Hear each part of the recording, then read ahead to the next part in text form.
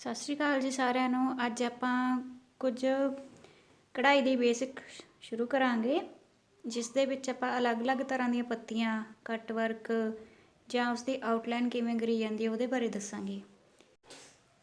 ਸਭ ਤੋਂ ਪਹਿਲਾਂ ਆਪਾਂ ਇਹ ਵਾਲੀਆਂ ਪੱਤੀਆਂ ਡਰਾ ਕਰਾਂਗੇ। ਇਸ ਨੂੰ ਐਸ ਨਾਮ ਦੀ ਪੱਤੀ ਬੋਲਿਆ ਜਾਂਦਾ ਗਾ।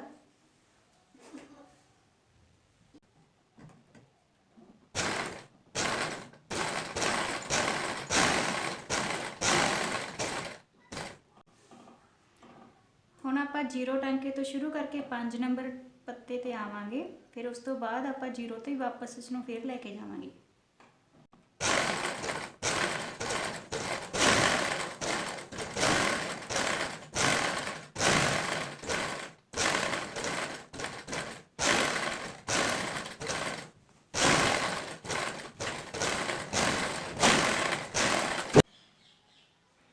ਇਸ ਤੋਂ ਬਾਅਦ ਇਹ ਦੂਸਰੇ ਐਸ ਆਕਾਰ ਦੀ ਜੋ ਪੱਤੀ ਹੈ, ਇਸ ਨੂੰ ਆਪਾਂ ਡਬਲ ਸ਼ੇਡ ਦੇ ਵਿੱਚ ਫਿਲ ਕਰਾਂਗੇ।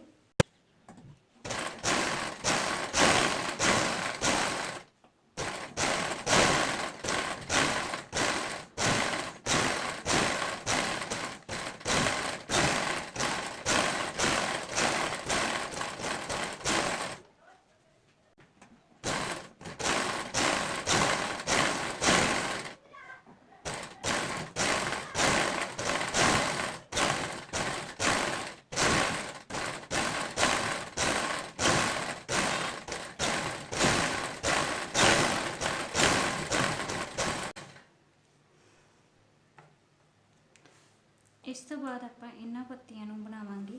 ਇਹ ਇਸ ਤਰ੍ਹਾਂ ਬਣਾਈਆਂ ਜਾਂਦੀਆਂ ਨੇ।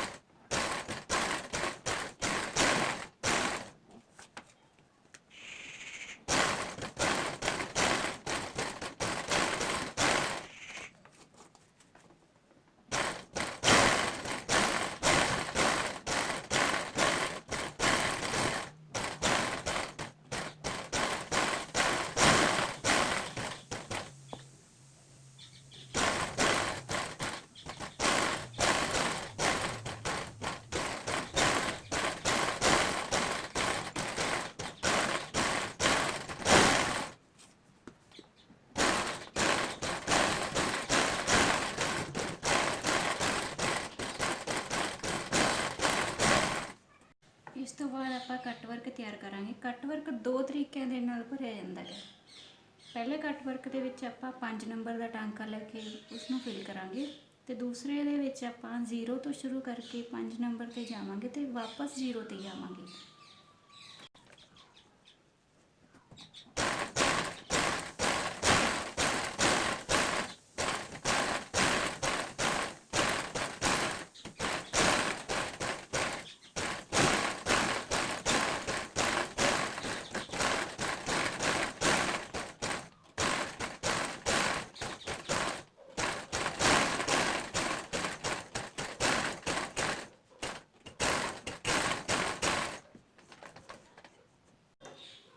ਹੁਣ ਇਸ ਕੱਟ ਵਰਕ ਦੇ ਵਿੱਚ 0 ਤੋਂ ਸ਼ੁਰੂ ਕਰਕੇ 5 ਨੰਬਰ ਤੇ ਫਿਰ ਵਾਪਸ 0 ਨੰਬਰ ਟਾਂਕੇ ਤੇ ਹੀ ਵਾਪਸ ਆਵਾਂਗੇ।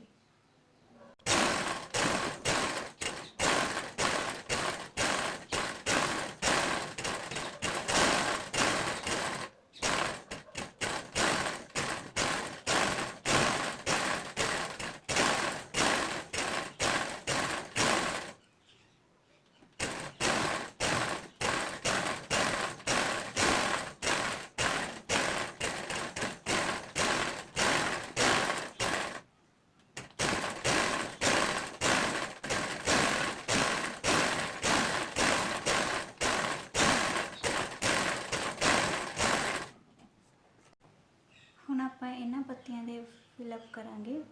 ਇਸ ਦੀ ਆਊਟਲਾਈਨ ਆਪਾਂ ਪੈਰਟ ਗ੍ਰੀਨ ਨਾਲ ਤੇ ਇਸ ਨੂੰ ਅੰਦਰ ਫਿਲ ਕਰਾਂਗੇ ਡਾਰਕ ਗ੍ਰੀਨ ਦੇ ਨਾਲ।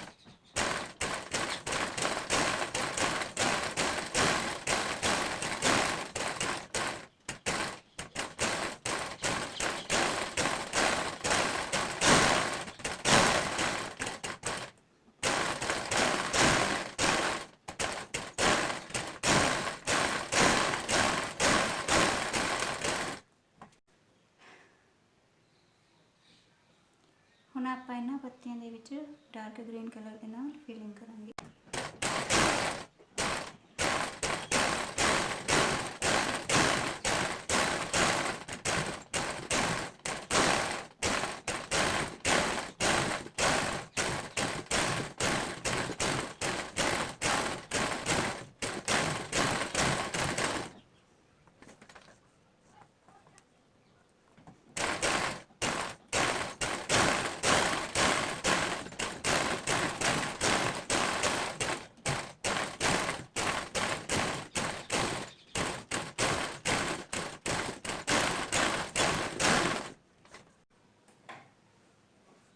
इस तरह आप इन्हां पत्तियां नूं फिल करांगे।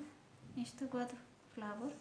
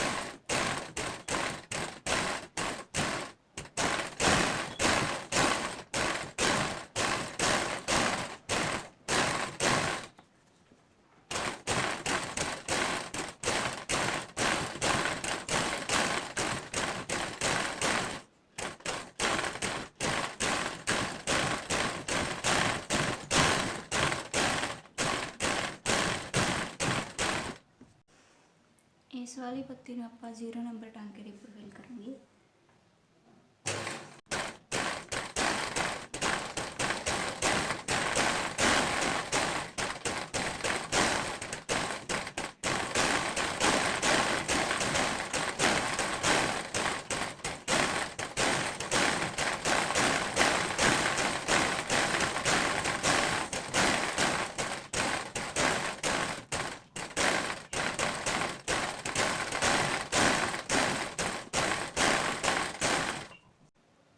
इस वाली पत्ती नूं 1 नंबर टांके दे उपर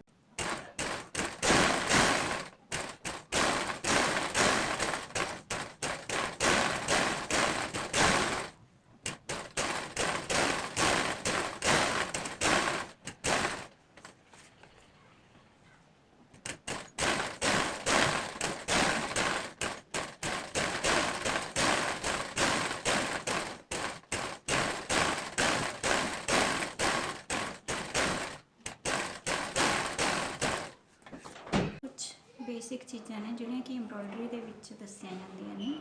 आशा करदी हां तुहानूं मेरी अज दी वीडियो पसंद आई होवे। Thank you.